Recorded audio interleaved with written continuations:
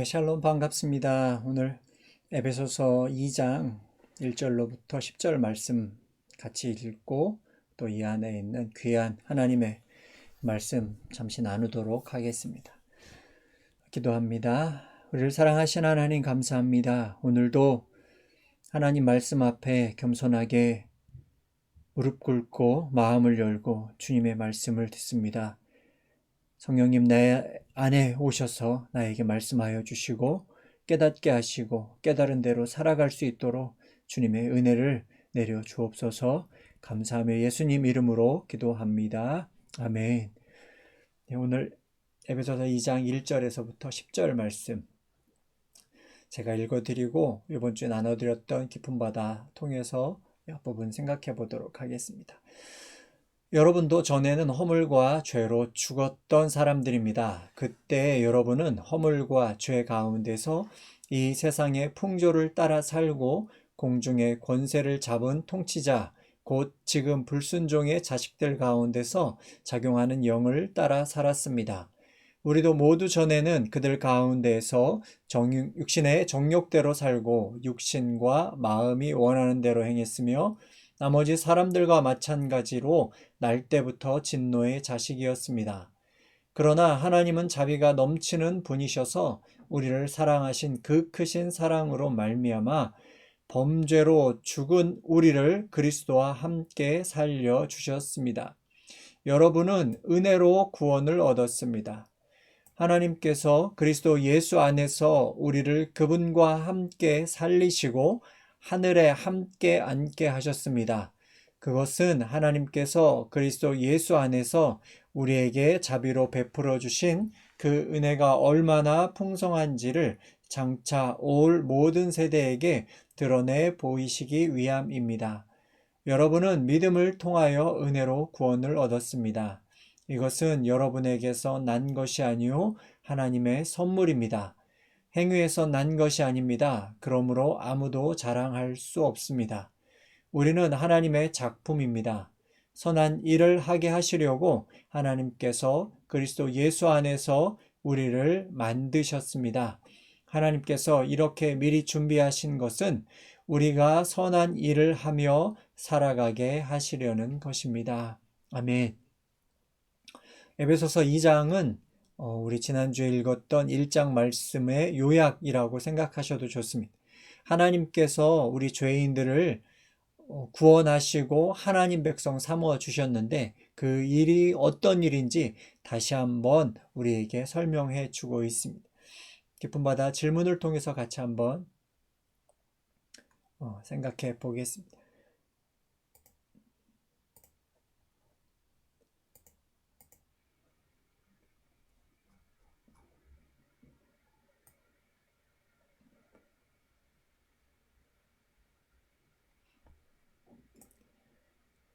네, 첫 번째 질문이 1절 말씀입니다. 하나님께서 어떤 상태에 있는 우리를 살리셨습니까? 오늘 말씀해 보니까 허물과 죄로 죽었던 우리라고 그렇게 설명이 되어 있습니다.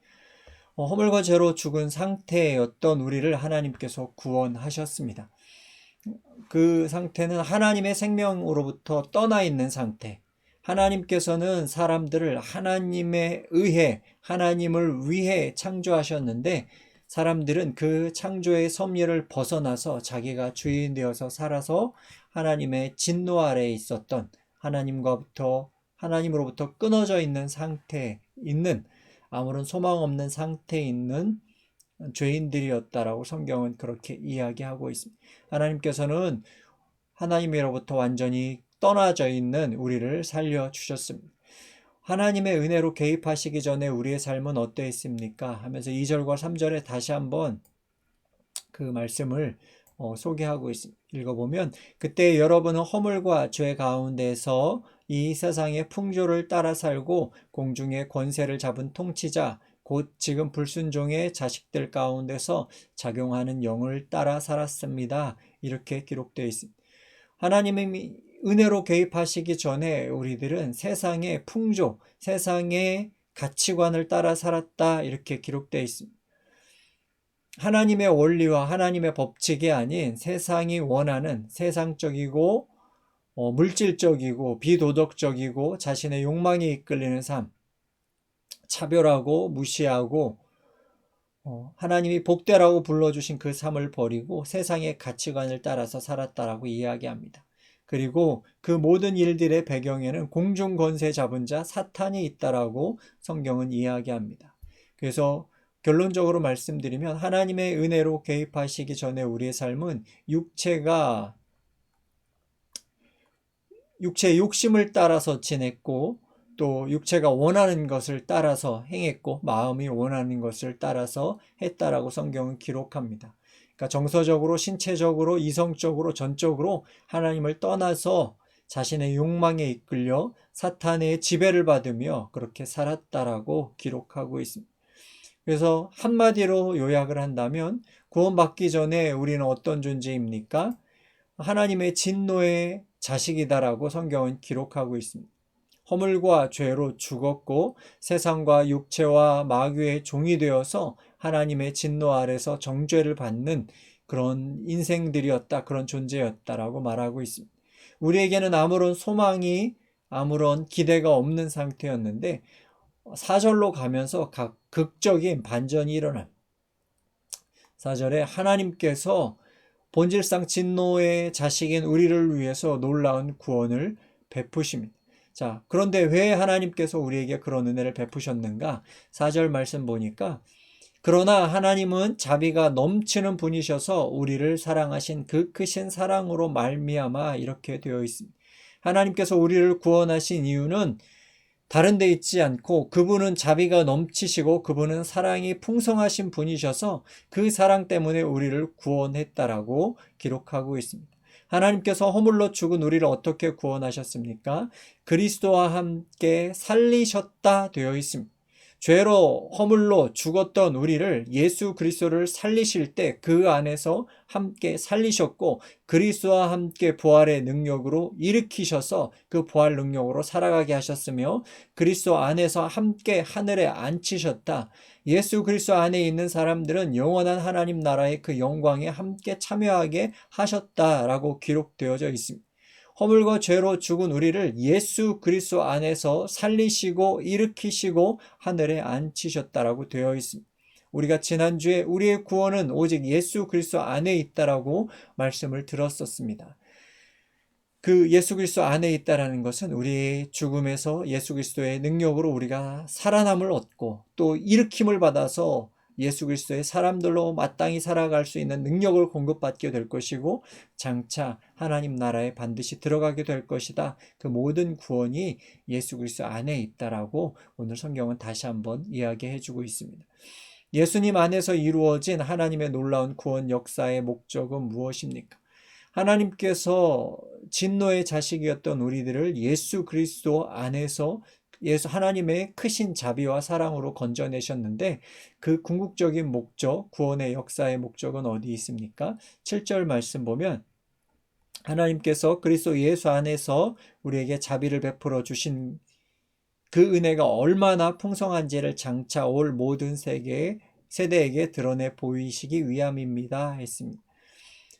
하나님의 놀라운 구원 역사의 목적은 우리를 하나님의 사랑의 증거로 드러내시는 것이었습니다. 우리가 하나님의 작품인 것을 드러내는 것입니다. 우리는 어떻게 하나님의 구원을 얻을 수 있습니까? 하나님께서 예수 그리스도 안에 놀라운 구원을 허락해 놓으셨는데 그것은 어떻게 우리에게 오는가? 8절과 9절 말씀 보면 여러분은 믿음을 통하여 은혜로 구원을 얻었습니다. 이것은 여러분에게서 난 것이 아니요 하나님의 선물입니다. 기록되어 있습니다. 우리의 구원의 근거는 하나님의 은혜, 하나님의 선물이다라고 기록되어져 있습니다. 유명한 신학자가 이런 이야기를 남겼습니다. 만약에 우리가 천국에 들어가기 위해서 무엇인가 노력하는 게 들어가야 한다면 우리는 다 멸망할 수밖에 없다. 하나님의 구원은 전적으로 하나님의 작품입니다. 하나님께서 전적인 은혜로 모든 것들을 베풀어 놓으셨고 그것을 우리 사람들에게, 죄인들에게 선물로 주셨습니다. 우리 구원의 통로 혹은 수단은 무엇입니까? 하나님께서 완벽하게 이루어 놓으신 구원을 우리는 믿음이라는 통로를 통해서, 수단을 통해서 그것을 얻게 됩니다. 하나님이 베풀어 놓으신 모든 구원을, 예수 그리스도가 베풀어 놓으신 모든 구원을, 그것을 내가 나의 것으로 받아들입니다. 하나님이 나를 위해서 사랑을 베푸셨고 예수님이 나를 위하여 죽으시고 부활하셨습니다. 그것을 나의 것으로 믿는 그 믿음을 통해서 우리는 하나님의 구원을 얻습니다. 왜 하나님은 구원을 우리의 노력이 아닌 하나님의 선물로 주셨습니까? 아무도 자랑하지 못하게 하기 위함입니다. 하나님의 구원 계획은 사람에 의해서 이루어지는 것이 아니라 하나님에 의해서, 하나님의 주권적인 역사하심으로 하나님의 은혜로 이루어지는 거고, 그리고 그 하나님의 전적인 은혜로 이루어지기 때문에 그 어떤 사람일지라도 회개하고 주 예수를 믿으면 모든 사람에게 구원을 선물로 주시는 것을 확증해 주시기 위해서, 이루어 주시기 위해서 하나님은 이 구원을 선물로 우리에게 주셨습니다. 하나님의 크신 사랑이 우리의 삶에, 내 삶에 가져온 변화는 무엇입니까? 허물과 죄로 죽었던 우리가, 본질상 진노의 자녀였던 우리가 무엇으로 변화되었습니까? 10절 말씀 보면 구원받은 우리들을 이렇게 이야기합니다. 우리는 하나님의 작품입니다. 선한 일을 하게 하시려고 하나님께서 그리스도 예수 안에서 우리를 만드셨습니다. 하나님께서 이렇게 미리 준비하신 것은 우리가 선한 일을 하며 살아가게 하시려는 것입니다. 허물과 죄로 죽었던 우리가, 본질상 진노의 자녀였던 우리가 하나님의 자비와 사랑으로 말미암아 예수 그리스도 안에서 믿음으로 구원을 받았습니다. 그것으로 우리는 어떤 존재로 바뀌었습니까? 하나님의 걸작품들로, 하나님의 구원을 나타내는, 하나님의 사랑을 나타내는 작품들로 우리의 인생이 바꾸어졌습니다. 선한 일을 위해서 그리스도 예수 안에서 지음받은 자들, 그것이 구원받은 우리들의 정체성입니다. 우리는 흔히 교회 안에서, 교회를 다니면서 너 구원의 확신이 있냐라는 질문을 참 많이 받았었습니다. 예수 믿고 구원의 확신이 있어? 그런데 이거는 우리 입장에서 생각하는 중요한 문제지 하나님 입장에서는 전혀 중요한 문제가 아닙니다. 누구든지 예수 그리스도를 주로 고백하는 사람들에게는 구원을 선물로 주시겠다고 약속하셨고, 그 구원을 받은 사람들은 곧 이어서 어떤 존재로 바뀌어야 하냐면 하나님의 작품들로 하나님을 위해서 선한 일을 하도록 지음받은 존재인 것을 깨닫고 그렇게 살아가는 것이 가장 중요한 것입니다. 단지 구원의 확신이 있어 하면서 예전 방식대로 살아가는 것, 그것은 진정한 하나님의 뜻을 알지 못하는 사람입니다.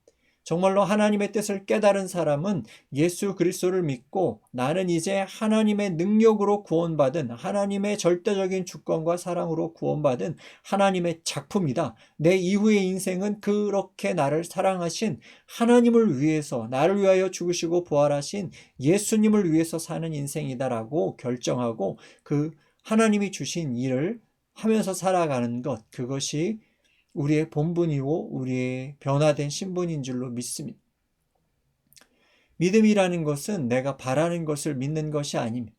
믿음은 하나님께서 성경 말씀 가운데 기록하신, 약속하신 것들이 이루어질 것을 믿고 또한 나도 그렇게 살기로 작정하는 것이 믿음입니다. 우리가 혹시라도 예수 그리스도를 믿고 천국 백성 된 것, 그것을 소망하며 그것에만 멈춰 있었다면 오늘 이 말씀을 통해서 우리가 무엇을 위해서 구원받았는지를 다시 기억할 수 있게 되길 원합니다. 우리는 하나님의 작품들로 선한 일을 하기 위해서 예수 그리스도 안에서 구원받은 사람들입니다. 예수님 믿고 죄사함 받고 하나님 백성 되어서 오늘 내가 숨쉬며 살아가는 목적은 하나님을 위해, 예수님을 위해 선한 일을 하는 사람으로, 또한 하나님이 얼마나 은혜가 풍성하신 분인지 오는 세대들 가운데 증거를 나타내는 삶을 살아가기 위해서 우리에게 생명이 주어졌다는 것을 기억하고 정말로 이번 한 주간 날마다 하나님의 그 사랑을, 예수님의 그 사랑을 우리의 선한 행실로 나타내며 살아가는 우리 모두가 되시길 주님의 이름으로 축복합니다. 예수 그리스도가 베풀어 놓으신 구원은 우리의 신분을 완전히 바꾸어 놓았습니다. 단순히 천국 백성 된 것이 아니라 그것을 넘어서서 우리가 살아가는 지경에 하나님 나라를 이루고 하나님의 영광을 드러내며 살아가는 우리 모든 야그레나 길갈의 가족들 되시길 다시 한번 주님의 이름으로 간절히 축복합니다. 기도하겠습니다. 하나님 감사합니다. 에베소서 2장 말씀을 통해서 하나님이 우리를 어떤 상태에 있을 때 구원하셨는지를 다시 한번 기억하게 되었습니다. 허물과 죄로 죽었던 우리를 예수 그리스도의 놀라운 사랑과 은혜로 말미암아 구원하셨고 구원받은 우리들을 하나님의 작품들로 하나님을 위해서 행동을 하는 선한 행실을 베푸는 사람들로 구원하셨다라고 말씀을 들었습니다. 우리가 살아가는 모든 지경 가운데에서 가정과 직장과 학교와 내가 만나는 모든 관계들 속에서 하나님의 작품으로 살아갈 수 있게 주님 은혜를 베풀어 주십시오. 정말로 어떠한 상황 가운데서라도 선한 일하는 것을 멈추지 않고 사람들에게 하나님이 얼마나 은혜와 사랑이 넘치는 분이신지를 나타내는 일을 포기하지 않고 그렇게 증인으로 살아갈 수 있는 예그레 길갈의 모든 가족들이 될 수 있도록 성령님 우리에게 은혜와 사랑을 넘치게 부어 주옵소서.